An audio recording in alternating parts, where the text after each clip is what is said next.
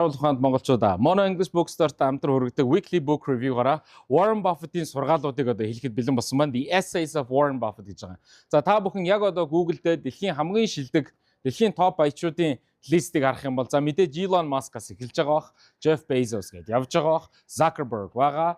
За мэдээж Sergey Brin, Larry Page байгаа бах. За ингээд IT-ийн моглууд явна. Bill Gates гих мэтчлэн. За тэгж байгаа магадгүй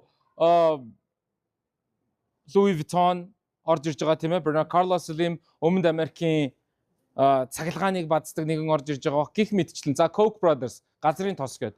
Энэ дунд нэгэн outlier буюу цойлогч байгаа. Энэ хүн бол Warren Buffett. Warren Buffett мянган бизнес эрхлэгчдийн адилаар сая жирийн иргэдийн адилаар хөрөнгө оруулалт хийж баяжсан нэгэн.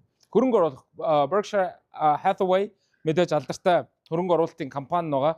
За тэгэнгүүт би та энийг үзэж байгаа хүн болгон бид нар хөрөнгө оруулалт хийгээд яадгүй. Ихэнх нь мөнгө алддаг, маш цөөхөн наждаг. Хөрөнгө оруулалт гэдэг бол zero sum game. Нэг гэсэндээ бүгдээрээ нийлээд 0 болдог. Хин нэгэн $10 авч хахад нөгөөх нь $10 алдчихдаг. За гэтэл Warren Buffett хэрхэн байнгын ялалттай байж 1960-аад оноос ахуулаад ийм амжилттай байсан байна гэдэг бол мэдээж хүн болгон Warren Buffett-ийн толгой дотор орохыг хүсэж байгаа.